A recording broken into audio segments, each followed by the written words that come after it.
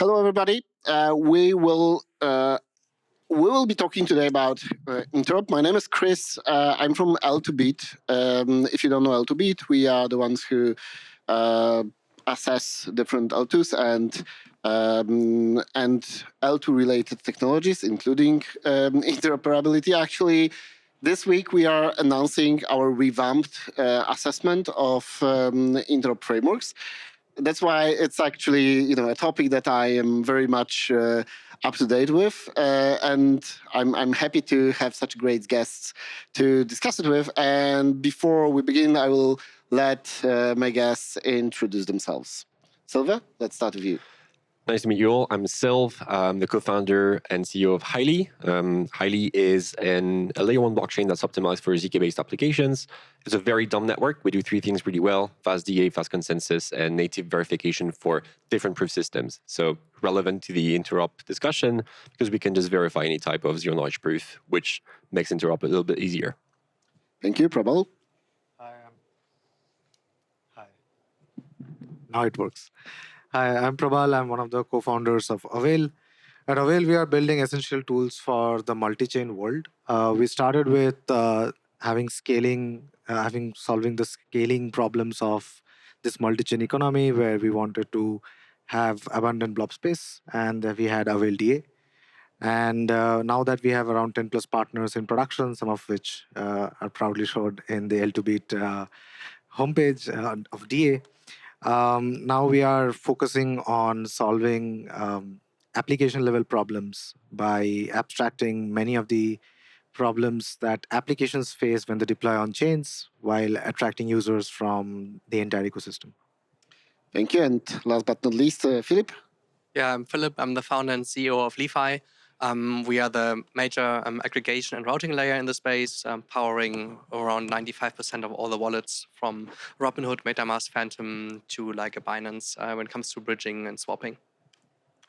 Thank you very much. So let's jump into it. And I would like to start with the common trilemma: cost, speed, and security. And the background that I would like to use for this first question is that we've spent so many years developing very sophisticated, hard to solve technology to make things secure, to do it trustless, to do it permissionless. But when we are looking today into what is the most popular used and most used interop solutions, let's just say that they do not meet our expectations of what a secure solution is. So how are you approaching this from your business perspective and design perspective? How to deal with this trilemma and how to deal with the fact that what does users want really? Let's start with Philipp. Yeah, I have a couple of thoughts. Li-Fi started with aggregating bridges 21. It was very early.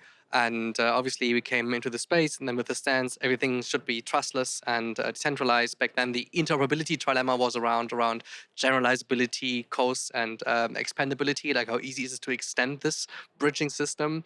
And 3 years ago, people would have ripped apart a bridge that is fully centralized.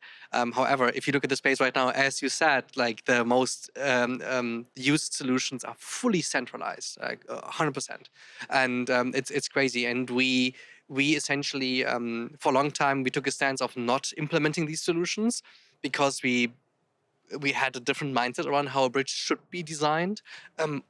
However, at some point you have to bend down to what the market actually wants, right? And coming out of a phase where everyone was neglecting crypto because the usability was not where it's supposed to be, these very centralized solutions found adoption. And I think short to midterm is probably net positive for the space to have these solutions around, so that people just are keen to use DeFi and keen to operate within that multi-chain environment. If you need to wait 7 days for withdrawal, no chance, right? If you need to wait 20 minutes to bridge and then still do what you intended to do 20 minutes ago in a space, at a time where attention span is super short, no way. So mixed feelings is what I'm saying. But I agree we should go back to the roots. But let me dig deeper into this, because I get it. When I'm sending $100, I might not care if the solution is safe or not. Like I already discussed this before this panel, that like if I'm sending $100 and it gets lost, then I will probably make more on the Twitter thread that I will create based on the story than this $100 is worth. But if I'm sending, some significant amounts, and when we are monitoring right now those transactions, like there are like huge transactions sent through those not very safe and secure solutions. Like,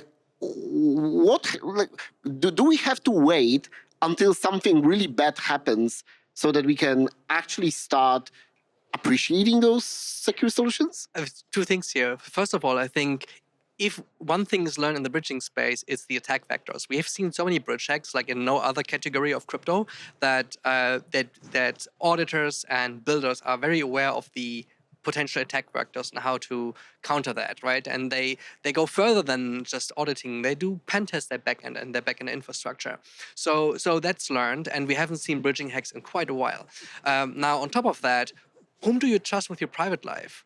ChatGPT, Gmail, right? Like they could do whatever. Like all these attack vectors, a lot of that is theory.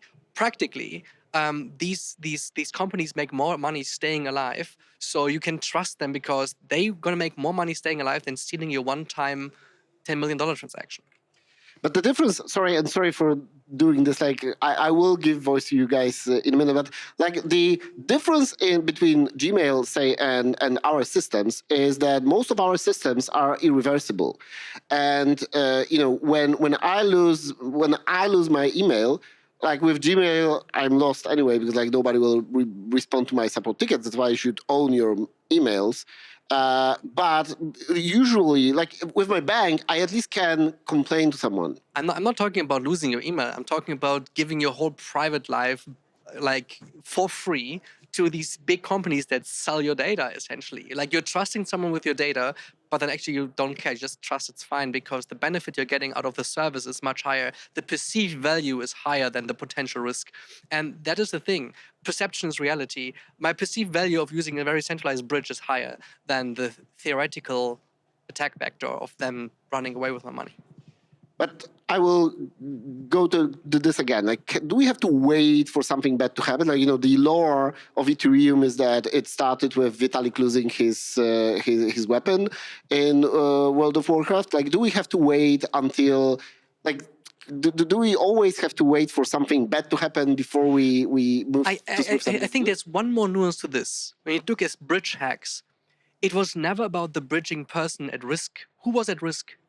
At risk were the liquidity pools, right? At risk were the bridges that were based on liquidity pools that got sourced from the community. This is when people lost money. These centralized bridges, they operate on their own bank account, on their own balance. So, like the idea that a bridging transaction gets intercepted in the middle of flying over, like that's not the attack vector. The bridge hack has always been around the protocol itself, the locked liquidity within there. If the liquidity is not sourced by third parties, not sourced from you, by the community, it's fine. The bridge is taking all the risk. And this is what we are seeing. So we have removed the risk from the community, and therefore we can centralize the risk to the provider, which is the bridge itself. So essentially, no one is getting wrecked. If someone gets wrecked, it's the bridge itself. And this is where this is the essential thing that has changed. Okay, we'll get to this in next question, but like I would like to give voice also to Prabal and Sylve. How do you approach this? Yeah, I think it's a very nuanced question, and we are basically hand waving. Okay, there are many things that you guys have discussed. So it's I would like to touch 3 points really. Number one is the relationship between the user and the application. If you think about your Google, your ChatGPT, all these examples that were told here, the relationship is of that of a trust between the application and their user. And even today, when someone goes to a LI.FI front end, they are actually relying a lot on what LI.FI has to offer. And so if LI.FI says that this is this is good, this is fast, this is slow, they trust it because they trust Li-Fi. They think that if something happens, Li-Fi is there for me. They have done their due diligence. And that's the trust relationship which I'm no one to question, right? I mean, they trust Li-Fi and then that's why they're using it. We also use Li-Fi on the background and such, right? That's number one. That's number one. And the second thing is you are over analyzing the implication of $100 versus a $50,000. The person is the same. They might have money, but human psychology is pretty much the same. Even if they are sending a large amount, I would even argue that $100 worth of transaction can wait, while a 40,000 cannot, because their value must be higher. The kind of the ROI that they are getting for this transaction must be so much high that they might want it faster than the $100 guy who can scroll Twitter for 20 minutes and then come back. So it's probably the opposite of the demand supply that we are analyzing. And then the third is, as he mentioned, like I don't think today user funds get very much at risk. There are risks. I will not kind of try to put it under the carpet. There are risks, but today's solvent networks work in a very different design matter and trust assumptions than existing native bridges. Native bridges, you have to trust on that bridge. The bridge has to be sound, etc., etc. In most solvers, the intent locking and resolution mechanisms has to be sound.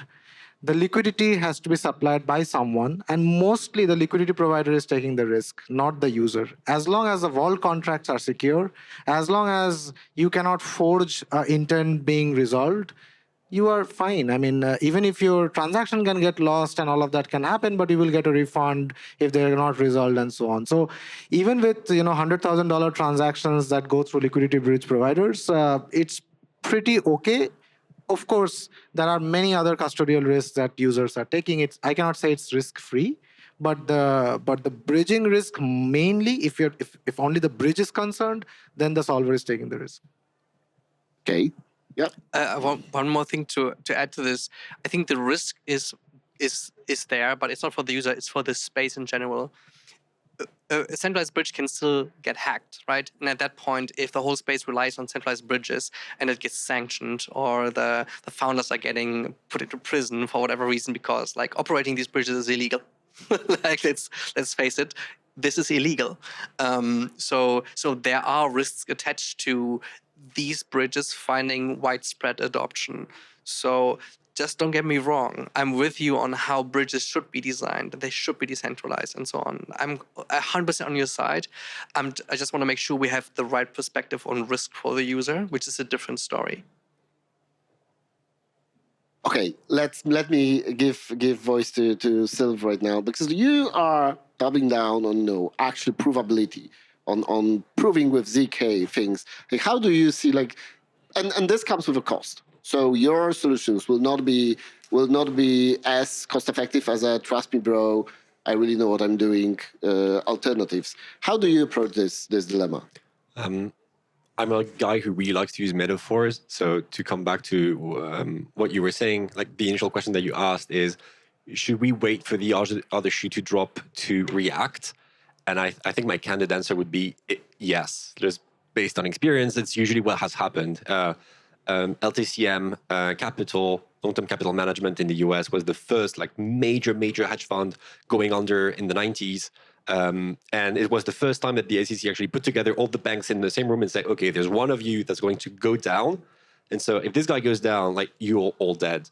So you need to find a way to put back liquidity to the hedge funds so that you make sure that the market just does not blow up. And this was in 91, I think, way before 2008.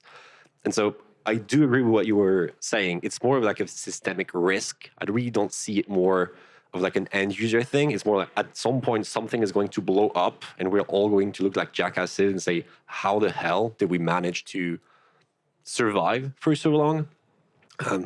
It's a bit like the turkey story from Nicholas Taleb. It's everything is going great, and then all of a sudden it's Thanksgiving and someone roasted turkey. So I really think it has to happen this way. There's just no other way, unfortunately. And actually, not so long ago, I don't remember when was it, but not so long ago, there was this incident with PayPal USD where they accidentally, Turbo minted a couple. accidentally minted like 300 gazillions of dollars for their USD. And of course, like in this case, it was a mistake, so they reversed this transaction. But like something that is very clear from what happened is that there is simply some multisig that decides to mint whatever they want to mint at some point. And imagine what would happen if that multisig was compromised and if it was a transaction made not by mistake, but as a malicious attempt of stealing money. Again, example from the past, multi-chain. Like I think that we didn't really do our homework with multi-chain, and we didn't talk enough about how bad it was. So like if something like that happens, then I totally agree. It's a systemic risk, because if this happened not by mistake but as a malicious attempt, there's obviously those funds would be instantly swapped to something that is permissionless, and and the whole space could collapse. When we talk about mint and burn bridges, I think we have to take into account that this is a huge gray zone for institutional players like PayPal. So I think them having a centralized accounting system around this is kind of mandatory to start with in the first place. So again, here we should differentiate between liquidity networks or supposedly intent systems and mint and burn bridges, which is a different story from my point of view. And then again, being pragmatic about it, we want these players to be active and get started. So I'm sure they're going to do what they can in order to get things right, but they need full control. And from a compliance perspective, somehow. But shouldn't we expect more of them? No, absolutely. We should expect more from stablecoin operators. But let's, again, to delineate the discussion a bit, I think in a world where all bridges are centralized, not liquidity providers, nothing. Bridges are all centralized. A stablecoin issuer gets hacked. I would say that world is safer in that scenario, because all the centralized bridges can then now stop and make sure that whatever the issuance was remains limited to a network. So I think, I know what you're meaning to say, but I think it's the opposite, right? But because if it is about regulations and such, then stablecoins are a whole different genre that we are talking about. Most stablecoin operators are completely not only non-transparent, but so opaque that if that 300 was not that billions and gazillions, but some of the zeros were lesser, me and you wouldn't have noticed, and that wouldn't have gone. Sorry, I will counter this, because we know a world in which all bridges are centralized. It's called traditional finance, or finance for shorter. And we already know, I don't agree that it's safer. Absolutely not. I came here with my pretty European credit cards, and I couldn't get money out yesterday. For some reason, all the ATMs told me to go away. Do they run on Cloudflare? Things like that. And I actually managed to get money in my pocket through our crazy degen systems. So I don't agree that the centralized world has its own risks and its own inefficiencies. No, absolutely. There are risks and inefficiencies, but in a point when they want to, if the US government says that stop all the bridges, those bridges are going to stop when they are centralized. So I don't think your example stands for what I am countering. Will they be able to stop Chinese bridges, for example? If China says so, yes. Centralization is also limited to which jurisdiction you're talking about. Yeah. Centralization is not also absolute, right? Just like decentralization isn't. Okay, so let's move to the next question, because we can. And my next question is actually very, very tied to that, and it's about who should own Interop. You mentioned mint and burn bridge from PayPal, Circle, whatever.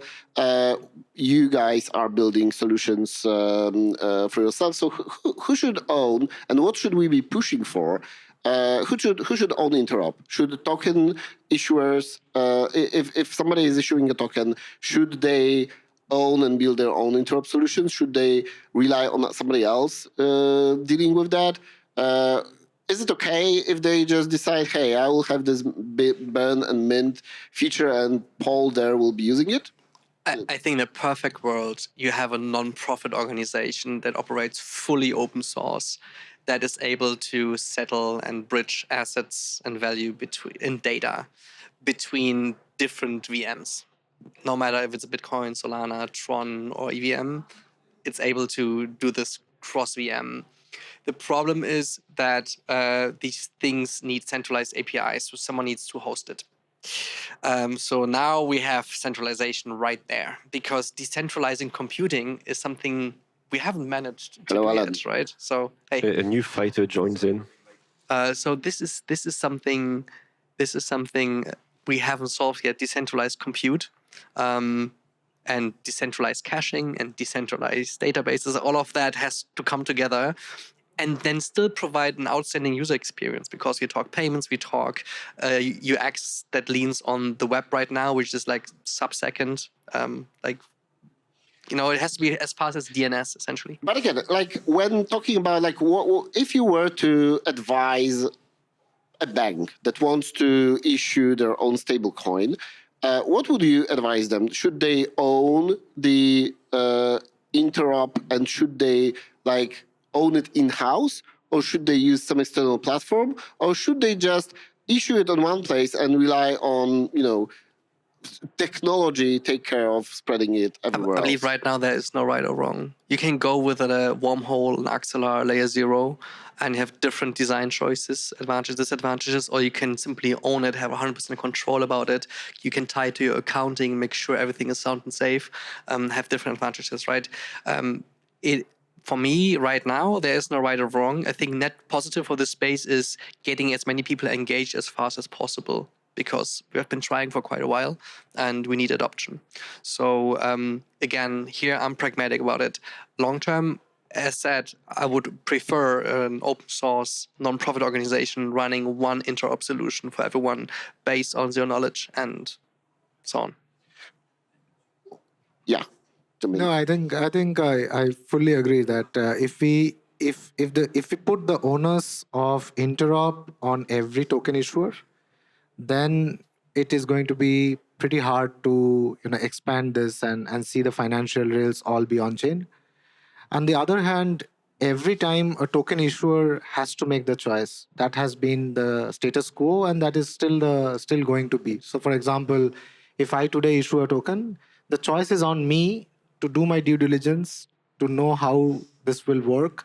Even if I say that technology will take it, like there will be so many wrap tokens that my adoption will be hit, right? So I have a decision to make, and hoping that with standardization, as he mentioned, it will be easier, because the choice will be easier to make. Today it's not easy, but at the same time, that is the complexity of issuing a token today.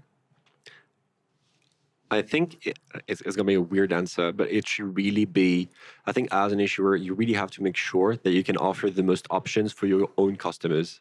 Like a comparison would be, you go to the supermarket, there are like tons of options for candies. But the good thing is, at least in Europe, for example, you can see the composition of each and every one of them. So you can see, okay, this one has more fat, this one has more sugar. And you can just make a choice for yourself. So I would say having as many options as possible and really making very clear what the trade-offs are. And it would be really good if there was an organization spearheading the work towards transparent standards for this. I think would be really, really beneficial. But you are talking about the token issuer's choices or the user's choices? I think as an issuer, you need to make sure that your users can have as much choice as possible. That was one of the things that we were seeing at HYLI. Like, we were completely different at one. And so we had a question about interop. So we just built our own bridge, and then we realized that, okay, it's going to be a hassle to maintain, etc. So what we decided to do, which was a very kind of like left curve or right curve move, is we made sure that we were EVM compatible. And because of this, it means that we have access to a whole plethora of options for bridging. We can just natively run Wormhole on top of a HYLI, and just makes it easier for our users to have different options for bridging. Can I want to ask you, because you said like 95% of so many wallets use Li.Fi, for example. Do you see that users want choices on your interfaces and beyond the widgets that you have? Like giving more choices to the users, a genuine question, I'm just curious, that giving more choices to the users is beneficial for them, or do they always choose whatever you guys suggest pop up in the UX? I would argue each wallet has their own target group and therefore their own design choices. So it's more a design choice, which bridge to use. Even the ability to choose the aggregator underneath. So MetaMask started back then using our competitor and us. And you could see which aggregator has been used, and then they've removed that information. It was only the bridge. And now most modern wallets simply remove it all. They remove it all. They just want to have the best price so that they can charge as much fee on top as possible and increase their margin. Yeah, I think giving more choices to the users, at least my experience is that it's not always, users don't love it. Like, of course, the candy is a different analogy, but I will say though, not all the wallets. So Li.Fi is an enterprise product. You can really activate, deactivate which solution you want. We consult people on different design choices and so on. So we have a market neutral stand, right? We implement the solutions our customers are asking for, but we don't suggest anything. We educate. And we have a bunch of clients that do not have the most centralized bridge activated simply for that reason. But we see this changing more and more, fortunately. Alon, by the way, maybe you want to jump in, like first introduce yourself very quickly. Yeah, sure. Sorry for being late. My name is Alon. I'm the CEO of SSV Labs, which is the core team behind Compose. Compose is bringing synchronous composability into Ethereum's rollups. I'm very much kind of in the group of UX in terms of what should be the right solution. I think ultimately we're forgetting that bridging is not the end goal of the user, right? They're bridging to do something else somewhere. And so if you can remove friction, that's where they'll go. And sometimes they'll even pay a premium. I mean, you can see that how we've talked about wallets. If you'll go to, let's say, an unnamed wallet A, and you'll go directly to one of the bridging or intent services, the differences can be 100x sometimes. And the wallets still make a lot of money because there's less friction there because I'm already part of that wallet. I'm just click and that's it. And so UX for me, I think is the end goal of everything. And obviously, then what you can do with that UX, right? How can you do things which are cross-chain, different wallets, and so on and so forth. But UX is latency is key. And let me take us to my next question, because like you mentioned cost, that the cheapest is the best. And usually those centralized, those centralized YOLO solutions that don't care that much about security, they are the cheapest and the fastest, because they don't have to care. But if there is a centralized solution, even built on layer 0, but like my favorites, like I like layer 0 in general, but while you can build something really great with layer 0, you can also build something very centralized with layer 0. And my question is, if something is centralized, if multisig or even EOA operates bridging funds, shouldn't it be regulated the same way as all the payment solution money transmitters out there? And shouldn't they be taken up to the same regulatory standards, which include cost, which would mean that like if you don't care about implementing decentralization, that's fine. But then do KYB, do AML for all the transfers that are coming through your bridge. I will give the perfect example. Just you have a bank, and then you have the armored cars that bring money between banks. Those are two different regulatory regimes. Yeah. They don't need to do KYC. They don't care about KYC. They're only moving paper. Literally, they're moving paper. Happens to be that paper is worth something. But I think it's the same. Like you need to differentiate between the infrastructure that enables something and the service that actually gives a service to a person or a user, and the trust assumptions or the relationship between those services and users. Because I would agree, and because also like Li.Fi is a technology provider. For example, Li.Fi also only runs if there is a server that does the comparison, the computation of that, right? Like which takes thousands of instances to run Li.Fi. Like we were running 50, 60,000 instances to make this happen at that scale, processing millions of requests an hour. But because we are not the one facing the consumer, we are the part in between, not to be regulated in that regard. However, the layer 0 argument, I would even go a step further and say the absolute majority is fully centralized. You have the modularity on the DVN level, but no one is using it. So and many DVNs are actually just very weak multisigs. Yeah, so the answer to your question is absolutely yes. But the conclusion that you probably want to get to this, this would add up regulatory cost. I don't think so, because there are many regulatory provinces where you can do regulatory arbitrage. You can set up in provinces where the regulations are so weak that you can say I'm a regulated entity in that province, and because it's a global thing, I can operate out of it.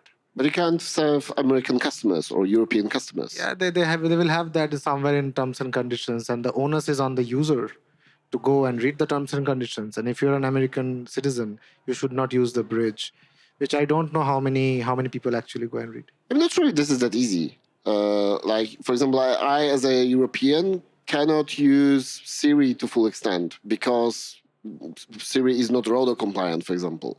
So there are ways of enforcing this. No, you're absolutely correct. But most airdrop sites would have the same terms and conditions, but I don't think that prevents any American citizen to claim airdrops if they want to, of course. Yeah, there's always the VPN loophole. And I think that's where, I need to be the ZK bull over here. You actually have some extremely good options to create, I would say, in a weird sense, more regulatory oversight at zero cost for the user. I don't know if you saw the recent Aztec sale, for example, using ZK Passport. That was crisp. That was incredible. Shout out to the ZK Passport team. They were G's. And so it was super easy in order to make sure that you were not a citizen of the UK, which is extremely ironic for the Aztec team. You took your passport, you tapped it on your phone, it was generating a zero-knowledge proof in Noir directly on your phone, send it to the network, and that's it. And that was, I think this is the way that we have to go. We can actually go up to the regulator and say, no, what you guys are doing is spend $10 billion a year on financial regulation and stop 1% of the crimes. What you can do here is, at zero marginal cost, be even more compliant. So it's a bit dystopian, and I think it was a talk by Barry Whitehat last year at Bangkok who said, well, the more I was working on ZK, the more I realized that we were building tools to discriminate in an easier fashion, which is actually true. With this thing, you can create any type of financial services that can just gate anyone.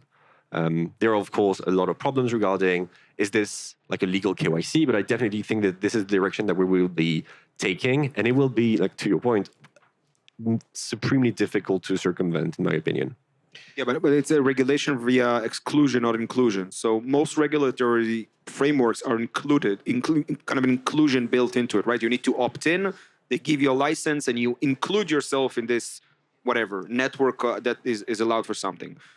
Here we're actually talking about exclusion, meaning that, for example, you exclude Americans, but it's not you need to include yourself by the European regulatory frameworks, right? So it's a much more lightweight way of doing things than going, traditional banking and asking 1,000 licenses from 1,000 different regulatory bodies.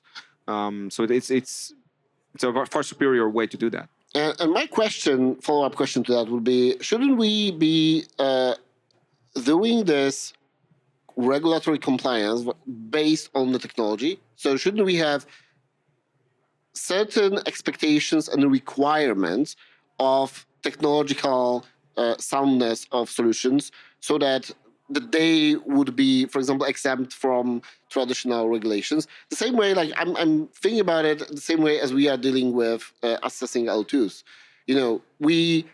Recently, we did the split where we took most projects from our website and put it into others category. It's not that we don't like them; they are great people, great projects. But if you are not implementing security guarantees from Ethereum, that the Ethereum actually secures the funds on your chain, then sorry, you are not a rollup. Because if your chain goes down, then suddenly users are left without any choice and without funds, and are not secured by Ethereum what you claim that they are. So, and I'm wondering, like in the interop, should we have the same way, the same kind of expectations of these things are legit and we should be expecting them? Those mechanisms should be in place in order for us to consider bridging sound, and everything else should be marked, like you should be expected to mark them in red. Sorry, this is not secure. Do you believe we could do something like that? Yeah, I mean, I think someone should do it. I mean, I've always been saying that L2Bit has been doing a fantastic work. Although I have been like Avail projects, Avail partners have been in the red category, in the others category. So I don't like you guys when you do that. But still, someone has to do it, and that's why even at the face of not liking particular actions, collectively, I think you guys are doing a fantastic job of doing that. And same for the interop. Someone needs to do it. But again, will the user, like, I don't know whether the rollup users, like for example, we had done a massive amount of push, and you guys know it, to send our rollups into the Validium's category, right? But many of our other peers have not done it, and they are like, my users don't care, so why should I do this extra cost, do this extra due diligence? So. One more thing, we on Jumper Exchange, which you can use to like swap and bridge across 60 chains, right? We had this information displayed for quite some time, like the L2-bit information around how secure is a bridge. People perceive this as just visual clutter. No one cared. It didn't impact the choice of our routing because we are tracking on which option you're clicking. Like we are tracking if you are clicking on the cheapest or the fastest, and back then also more secure. No one clicked on the most secure. Like no one, literally. But again, I think there was not a single person. Except if we distract the 30 times we clicked to test the feature. but this is exactly going back to the point of a bank versus the armored car moving money, right? When you go to a wallet or some kind of a dApp, you're trusting the developers of that dApp to make the right decisions. And they should be the one making the decision how to use and what, right? We cannot expect a user to do that, especially crypto users, which are degen and so on. They don't care about those things. And so it's up to the developer to do that. And some developers take advantage of it and ultimately crash and burn. And some developers take it seriously and actually continue producing value and surviving as a service or as a protocol and so on. So it's definitely up to them. And so, and by the way, the standards are changing. Like if we would have talked about 2 years ago, 3 years ago, the definition of a good rollup was very different. 2 years from now, in my opinion, if you're not a ZK rollup with one of the major ZK VMs, you're doing something wrong. So that definition changes completely with time.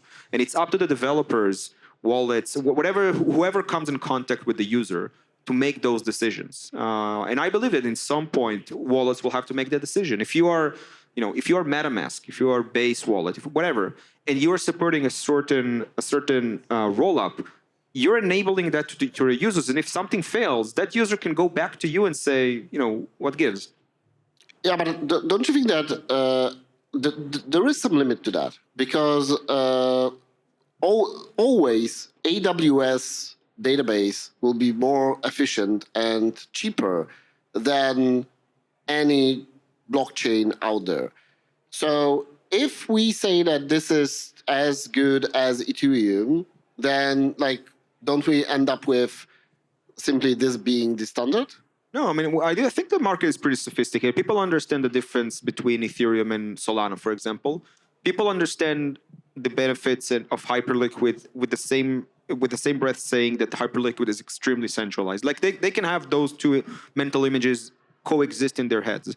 I think it's not a matter of which one is more decentralized or centralized. It's what tool you're using for what. You cannot do in the Ethereum way something like Hyperliquid. You can do maybe a lighter the company. So that's the difference. I agree. I think if you look at the database space, we see exactly how things play out, right? Even by now at the caching space, like it's all very hybrid, from document storage to like event series based database like ClickHouse, and even within the in-memory space, like from Redis to Valkey to DragonflyDB, you have plenty of options whether you want to scale horizontally or vertically. And for blockchain applications, it's similar. Solana is so much faster than Ethereum, but the call data limit restricts you from composing indefinitely, which again is super beneficial in Ethereum, which allows you to build arbitrary large house of cards when it comes to DeFi composability. So it depends on what you need. But then again, I think with L2s and especially L3s, you can get to the same speed, and which is like Robinhood chose Arbitrum Orbiter as an L3 to build on, whereby then again, someone like Stripe with Tempo or Circle with Arc chose their own stack, EVM compatible, but their own L1. Okay, let's move to the next topic, actually very connected to that. Where does value accrue in Interop? Like, where is the money?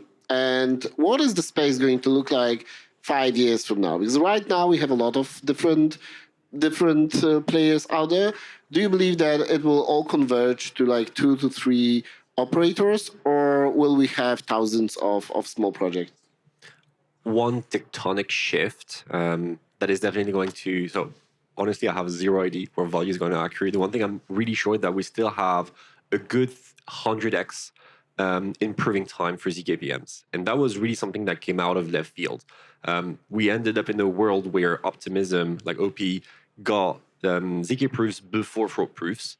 And so it was usually seen as, ZK stuff is like moon mass is never actually going to work. And now it's actually something that, to your point, will become the standard. So I really think we're going to get some very powerful primitives at really low cost that will be really, really beneficial for Interop. I think that the track that Interop should and probably will go through is the same track that cloud compute went through. It started very, very expensive, and ultimately it was completely commoditized to the point where it's very, very cheap, cheaper than even running it on your own. The same, I think, will go with Interop. Interop needs to be seamless for the user and extremely cheap at very, very high scale. And today, I think it's not seamless and it's fairly expensive. And so that's the trajectory it needs to go. And I think ZK will be a major, powerful tool to make it literally frictionless and super cheap, but at a very, very high scale. In general, I would argue transaction fees are a symptom of a very inefficient market. In a very efficient market, we have 0 transaction fees and people pay for services. Value-adding services, subscription fees, very SaaS, very Web 2.0 like. And if you ask me, at some point we're going to end up with something that looks pretty similar to what we have right now, like TradFi, with a global database as a standard to build on. I think Interop will be free. At some point, it will be a few players probably, with like one player having 80% of the market share. And maybe that player is then hopefully non-profit and open source. But if Interop is free, then where does all those infrastructure providers make money and to justify the valuations? I know, we're looking into this, right? So some are taking, it's a race to the bottom, absolutely, it's brutal. Majorly responsible for that is us. Right, we make it race to the bottom for the bridges. So there are solving fees, and maybe a solver can pay a bridge for order flow, so return some of the revenue they are making. This is something. There's maybe a small 1-2 BIP thing as of now, like looking at a cross. But then where we see centralized bridges making most of their money is not during the bridging, but by providing any-to-any swaps involving swaps on the source and destination chain, where you then have positive slippage to keep. And that's where they take the fee. So keeping positive slippage, coming in and out of long tail assets, that's where they make the money. It's not the bridging itself. I would also... Sorry, I was talking... Go ahead. No, I was just saying, like, exactly, like, when we think about even rebalancing right now, solvers would actually pay someone to do the reverse bridging sometimes, right? So it's not like Interop always have to have a cost. If many of the things get balanced and you have a service that you have to offer at the destination, then interop doesn't need to always cost you money. Whether that will happen or not, I'm not so hopeful as he is. I think that transaction level fees and such will be abstracted away. Many of them have tried it, but if unless it's extremely centralized, maybe a tempo or someone can probably do it, or a centralized sequencer model can do it. But a decentralized network, just to prevent DOS and such, always have to attribute some level of transaction fees and such. But even on them, like now comes like whether these centralized infrastructures would want to actually make interop free. Because if the moment they make interop free, even if it doesn't cost them, but then it reduces the friction that it takes to remove a user from their ecosystem. Like how much does Apple and Samsung and all of these tech giants just every day make their walled gardens, the wall a little bit higher, just to make sure that people are unable to leave. A lightning cable was just the status quo that they pushed for so long for nothing. But EU came in and said, like, now we have to give USB-C. With USB-C, I don't think anything has changed in terms of functionality. But now it's so much easier because now you can have any charger plug into your iPhone. So they do every day a little bit. Our AirPod will not work very well with my Android phone. So it is every day that they are making the friction higher and higher. So even if interop can be free, it will probably not be free when you will have many of these centralized systems, especially some of the payment chains which are coming up. I want to make a prediction that within 2 years, the interop landscape will be very different. We tend to talk about interop as bridges and swaps. That's not interop. That's bridges and swaps. That's part of the use cases within interop. It's if it's analogous to say you're going to charge fee for an ERC20 transfer on Ethereum. If you'll say that to anyone, you'll lose market. Nobody will use you. The only reason we do that between rollups is because we don't have any other choice. Interop is kind of, especially on Ethereum, is theoretically, but also philosophically, we want Ethereum to be connected. We don't want those economic islands because otherwise it's not Ethereum anymore, even if you settle on Ethereum. And so I think interop in its heart needs to be frictionless. It cannot be zero cost because then you can just DDoS the entire, we saw what happened with EOS, but it needs to be extremely cheap, as cheap as L2 transactions themselves. But I would make the prediction that in about 2 years, with the rise of ZK, you'll be seamlessly moving between rollups. And the only real value of a rollup will have is the same value we're seeing with cloud compute. It's developer oriented, not user oriented. And two, it's kind of everything around. So what type of dApps you have, or maybe you have some incentivization, if you're tokenizing your rollup, stuff like that. Or maybe you have a specific purposed rollup like Lighter, right? But rollups today kind of just act as another cloud provider. But for some reason, we think they're walled garden. They're not. They're just cloud providers for now. And if they're smart about it, they'll build an ecosystem. Base are doing an incredible job at that. But we shouldn't conflate between raw transaction processing and the actual ecosystem around it. How do you foresee bridging to look like in 2 years? Exactly like an ERC20 token transfer. Exactly the same. An atomic transaction that just moves between wallets. Unfortunately, I think we could stay here for another hour. Oh, we have 44 minutes. But unfortunately, we ran out of time. Thank you very much to my great guests, and thank you to you all for listening to us. Thank you very much. Thank Thank you. Thank you.